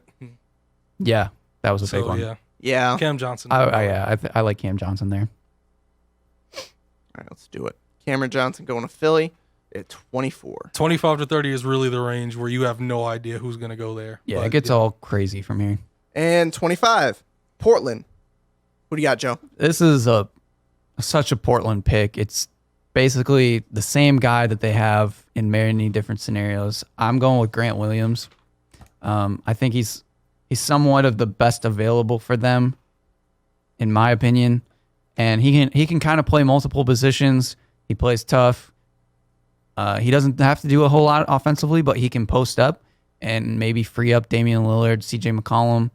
I think he's just another one of those glue guys that Portland seems to always get. And that's why we'll go with Grant Williams. Malik? Funny because I'm also taking a Tennessee guy. I'm going Admiral Schofield. I feel like Mo Harkless has a streaky shot. Al-Farouq Aminu has gotten better, but he's not like the most dependable offensive option. Admiral Schofield played in the SEC for years. This stage won't be a problem for him. He has 3-point range. He's physical enough to go in and finish strong in the post. He can play the 4, the 3 or the 4 if you need him to. I think this will be a really good pick for him. They're a playoff team. I think he could step right in and produce for them. And for me at 25, I have Portland selecting KZ Okpala from Stanford. I am terrified of Kezi Okpala. I I call really him am. KZ. KZ, I like him KZ. But he worked out for the Pistons at 15 as well. There's a lot of upside there. Again, he's a scary prospect, but he's that wing guy with potential. And I definitely could see Grant Williams here as well if he's on the board. I think they definitely go address maybe the wing situation because they seem pretty set on center. You got Ennis, you got Yusuf, you got Lillard and McCollum in the backcourt. I think they go with a wing or a tweener I forward. think KZ is almost identical to Mo Harkless. I think he might be the exact same player. Do we have? Do you guys want to go Grant Williams, I'm okay with it. Malik? If he's on the board, I don't know who else is on the board. That We still have Bruno Fernando on the board. We could. I like Grant Williams. Yeah. You go Grant I like Williams. Grant. Let's do it. Because I think I agree with you guys. I think I didn't have him in my first round, but I forgot about him. Let's be real here. I know who Grant Williams is, but he's another. He I have him could going fall in to the second round. Yeah, That's he's good value if he lands in the second round. He's good value at the end of the first, honestly. So we'll go Grant Williams, go into the Blazers, and the views from the Sideline Mock Draft. At 26, Cleveland Cavaliers. Who you got, Joe? I'm unsure about this pick. I don't know what Cleveland wants to do with their team. So I kind of just followed other mock drafts, I'll be honest. So I have them taking Nick Claxton. I'm scared of him too. Yeah. Honestly, he's 6'11" and as thin as a rail. Yeah. And I mean, they need a lot of help, but I think they've been talking about moving on from Kevin Love. I think Nick Claxton can come in and be a new big for them, give them more youth, and I just think it would work out for them. Malik? I'm going guy John Beilein coached against the past few years in the Big Ten, Isaiah Roby from Nebraska. He's been going up draft boards the past few weeks. He's had impressive workouts. He was good at the combine. 6'9", 230, very athletic, has good range on his jumper. I think Beeline probably has done even more scouting than anybody else on this kid because he's seen him twice a year the past few years. Nebraska beat them a few years ago, and Isaiah Roby was one of the biggest reasons why. I think they take him, and it'd be a very good move for John Beeline. For me, the guy I am taking is off the board, and ours, I believe. He was off the board at 9. Brandon Clark. I think he falls a little bit in the draft, and I have him going to Cleveland. I think Cleveland will just take the best value. They're not really looking for fit. That's, again, a team that just wants to accumulate as much young talent as possible. And at that part, I mean, that's fantastic value. I do think Brandon Clark is overhyped, but I think somebody's going to bite on him early. That's very possible. But I think for ours, I think Bruno Fernando is a good option here for Cleveland. I think they want to go big, and that's good value at 26. What do you guys think? For me, who'd you pick again? I picked Clark, but he's off the board. For me, Brandon Clark only went so high for me because Washington is in a place where it doesn't really matter Place who of they uncertainty. take. Yeah, they're in such a place of uncertainty, and Brandon Clark has been like almost a consensus lottery pick in a lot of mock drafts. So I just went with him that high. But if it wasn't that team, he might have fallen that far for me too. What do you guys want to do? We can go Bruno Fernando. I don't care. I think they go big here. I like Isaiah Roby Well, as a 4-man. Well, I like Nick Claxton. It seems like you don't like any of my picks, Chris. What's up? What's Malik, I think wrong? you're reaching a little much. I'm reaching? NBA I'm draft reaching on that for has Isaiah Isaiah Roby. going undrafted. And you have him going in the Malik first has round. just stated that he's rising on draft boards.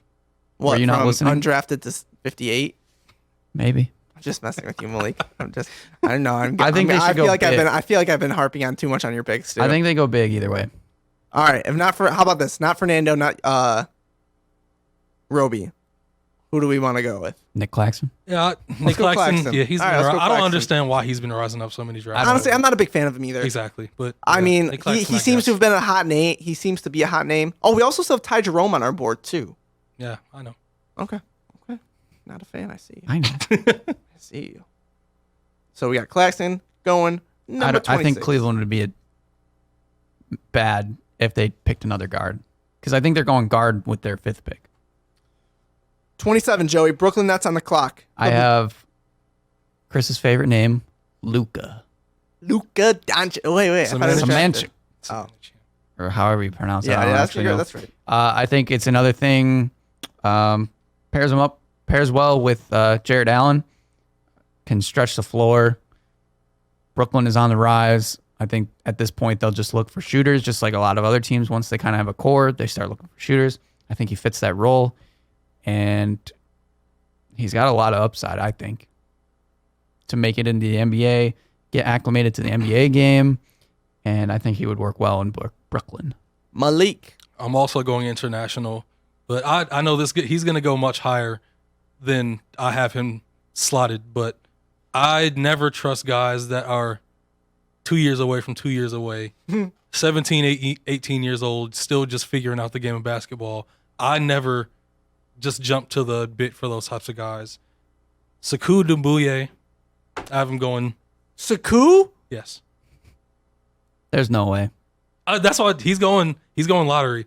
I will never trust a player like that. If you like going high, I'll never trust What are you trying to say, Malik? ever. Whoa. What are you trying to say? I will never trust international. He's so long, he's so athletic, but his game has to develop. You are over the just next 3 or 4 shooting years. shots at Fran Fraschilla right now. You are just going at him. How do you think Giannis feels right now? I would have never taken Giannis. And he's a superstar. Fantastic story, great player, great worker. But how many players have worked as hard as Giannis? You're scared. With that same type of length. Same Luka. type of- Bruno Caboclo. You start to get scared of the Andre Bargnanis and the Darko Milicic's. There are so many long athletic guys. I do that agree. If his game develops in the next 3 years, I'll never feed into that. Even when there's a Giannis every 30 years, it's every 20 or 30 years something like that happens. So I don't feed into it. I'm taking him 27, and I think it will be good for him in Brooklyn with a young developing core. That'd be a disgusting value pick for Brooklyn. Oh yeah, yeah. Uh, It wouldn't. Yeah. I have Brooklyn taking Ty Jerome. I think just going for value, going for a player that's going to play well. There's a lot of uncertainty with what's going to happen in Brooklyn. If you get a guy that you know can contribute, especially if Brooklyn's trying to be a top team in the East next year, that's why I got Jerome going off the board here. I think my last 3 picks are really good. I know you do. Really good. Where do you guys want to go? No secrets. Jerome's on the board. Fernando's on the board. KZ's on the board. Some Manch's on the board. Let's go some manage. All right. Okay. I think they need a big. I think. Yeah. I think they're going to get a guard. I think whether it be Kyrie or keeping D'Angelo. All right. And then we got Golden State at 28. Another terrifying pick. At least I'm scared of it. This selection for you is terrifying. My pick for Golden State. I believe a lot in this player, and I don't know why. Remember who we believed in last year? Who was it? Who Golden State ended up picking? Kid from Cincinnati. Yeah. Guy that doesn't play. I believed him in too, though. What's his name? We were high on him. What was his name? Jacob Evans. Evans. Yeah. I still like him. I think it's time. I think time. But we were all irrationally high on Jacob I think Evans. this player is a lot more NBA ready than that. I'm going with Dylan Windler. Really? Yeah, it's that. That would not be a bad pick for He Golden seems State. like a Warriors type of pick. That would not be a bad pick for Golden State. Especially now with Kevin Durant going down. Not to say that Dylan Windler is Kevin Durant, but he's a big shooter, and he can fit into that. They have such a system that's established. He can do what Jonas Jerebko does, he but can better. do it better than That's what I'm Jonas, saying. yeah. He can do it better. He's like in between Draymond Green and Jonas Jerebko. Like he shoots and he facilitates, but he rebounds. He does a little bit of everything. So I think that's a really good pick. What do you got, Golden Malik? State would be good for that.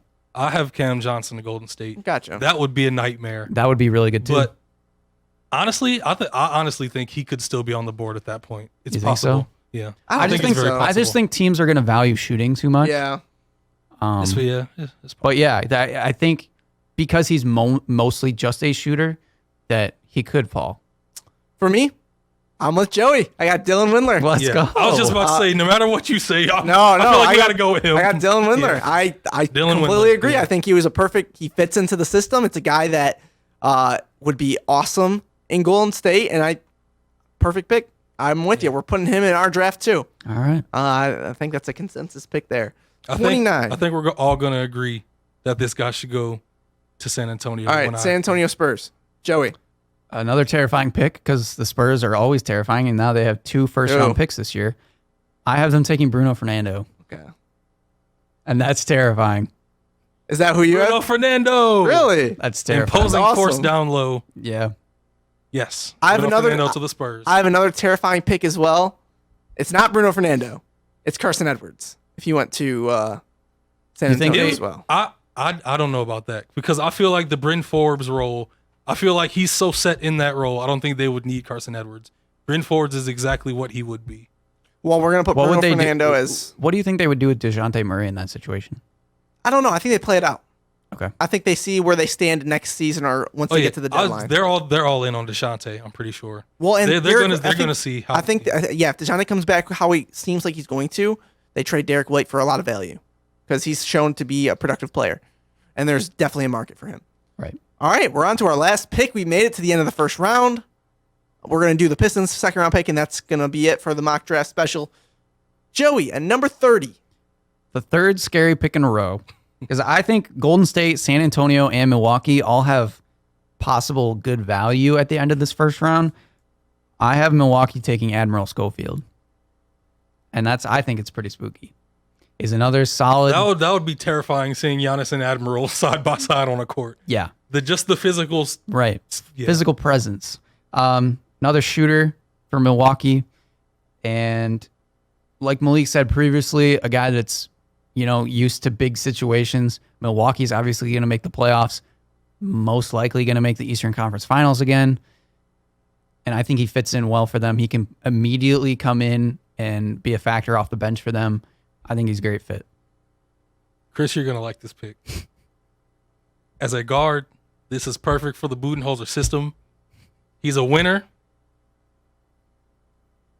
Ty Jerome to the Milwaukee Bucks. I like that pick. Yeah. Back up behind Brogdon? Yeah, back up behind Brogdon. He'd come in. He's extremely smart. We know he's a winner. We know how great of a shooter he is. He fits right in. Just slide him in the lineup. For me, I have Nicholas Claxton going 30 to Milwaukee. But in our draft, Bazley is still on the board, which I think would be scary to see how if they develop Giannis True. and they develop Bazley at 30, that's good value. I don't know if Budenholzer is willing to take those chances. Well, I don't think, but they don't Jason- need this rookie to contribute right away. Right. They don't. But I think They're looking for they something. couldn't get over the hump. So I think them drafting somebody that could help them immediately. Whoever they would be draft even at better. 30 is not going to contribute to them getting over the hump. I think Ty Jerome or Admiral Schofield could. I sort of agree with Malik. If you guys have wanna go Ty Jerome? if you have an experienced guy that just can hit the ground running, Okay, here's the question. Do you go Ty Jerome or Carson Edwards if they're both on the board here? I don't think we've taken Carson I Edwards. think Ty Jerome fits in their system better. yeah, Ty. All right, we're going to put we Because agree. Virginia's a team that likes to spread the ball, and Carson Edwards is kind of an ISO player. You guys want to agree Ty Jerome at 30? Yeah, I'm okay All with right, so we're locking in our mock draft. And we'll go over the results. We'll see next week if we have anything right, which I'm sure All of us are going to be wrong. out of the top, I think we'll get my prediction is we'll get 5 players right. We'll get the top 3 and then 2 random. Like we said, it's all going to snowball depending on what The lottery happens. is going to be maybe the only things we somewhat get right. Yeah. From 15 on, it's just going to be a crapshoot. Let's finish the show out. We got a couple minutes left here. Let's finish the show out with who we think the Pistons will pick in the second round. Joey, I want to hit you first. Who do you got at 45 for the Pistons as their second round pick? Well, I have multiple options, but I'm going to go through them quickly. I think if Carson Edwards is there, that's a possibility. I think they could look. I don't think he'll be there. I don't either. I think they could look at point guard for this pick. So I have them looking at, or at least for me, Justin Robinson, a guy like Jordan Bone, maybe even a slight reach, Jalen Hands. I like his game. And then the wings, if they decide to go on a wing and do something weird at 15, this won't happen either, but Dylan Windler would be amazing. I have Brian Bowen. He's been in for a couple workouts now. I feel like when it comes to Brian Bowen, Brian. not Bruce, Bowen as in like didn't play in the NBA last Tugs Bowen? Tugs. I don't know. Who was Brian Bowen? Brian Bowen. Who was Brian Bowen? I don't know. A player. That's his name. Where is he? He didn't play college ball. He played overseas? His nickname is Tugs. Yeah, okay, then maybe I don't know. No. Why? Nah. I don't know I'm if not it's- taking a chance Okay, on so Tugs. my other wings, Iggy Brazdakis, I think actually fits really well with this team. I'd like to see Iggy. He's What about Kyle Guy? he's got a lot of He's Luke Kennard. Iggy likes That's to Luke get Kennard. Iggy is good in big situations. Pistons won't be in any. And he's a really but good he likes to defender. step up. Yeah. He's a tough player. I think that's a Detroit kind of guy. Another one I wish they would look at, who's projected at the very end of the second round, maybe undrafted, Aubrey Dawkins. And maybe that's just off of his What tournament about Taco play. Fall? No. No. I mean, it'd be fun, I think but it'd be I don't cool. think it'd be great. Mention all the taco shirts. Yeah. My dream would be if somehow Darius Bazley dropped to 45. I think there's no chance. Or Grant Williams. Those two. Kind of a wing tweener type player. I like, but I'm not really in love with any prospects in the second round, to be honest with you. Who are you picking? Really? I am not picking one, I don't think. Oh, Who do you what? want? You're not Malik, picking one. Yeah, pick one, Joe. Joe, pick one. You're not picking one. I'll go with Justin Robinson. Who you got, Malik? I feel like we are non-existent in terms of wing depth. I'm going Iggy Brazdakis. I think that's a good pick. I think that's what we should go with. He produces offensively, plays hard on defense. I think he meshes well with the team. Do you think Jordan Poole gets drafted? No. No. I think Iggy fits into the Detroit culture. I think that's where he fits in. well. Really? Yeah. Actually, I think there's a chance Jordan could be drafted in the last 10 picks, but I don't see anywhere higher than that. I just think Iggy's a gritty guy. But yeah, I think Iggy would fit really well with that team. That would be a really good second round pick. I really hope, though, that they go point guard in the second round. Do you to be know- honest. Well, I mean, not if they get Nikhil. Listen, do you know how? Right. you know It how depends. The nastiest summer league combo of Kevin Porter and Iggy. That would be disgusting in summer league. I'm not sure. It I would. don't know. I'd love this. I think Kevin Porter's going to be. He's going to be like, a summer league star. He's going to be in like the 4 of the top Yeah. 10 plays of summer league. Yeah. Well, that's going to do it for our show. That's our mock draft special. We'll give you the recap of how we did next week. And next week's the NBA free agency special. So get excited for that. A lot of stuff going on here in the NBA. It's the best time of year until we get to the mid-July, and then it's boring again. That's going to do it for the show. We will see you guys next time. Draft Thursday at 7. See ya. We are all wrong. I want everybody to remember that. You're wrong. We're wrong. Even NBA GMs are wrong. Never lost. Just enjoy the show.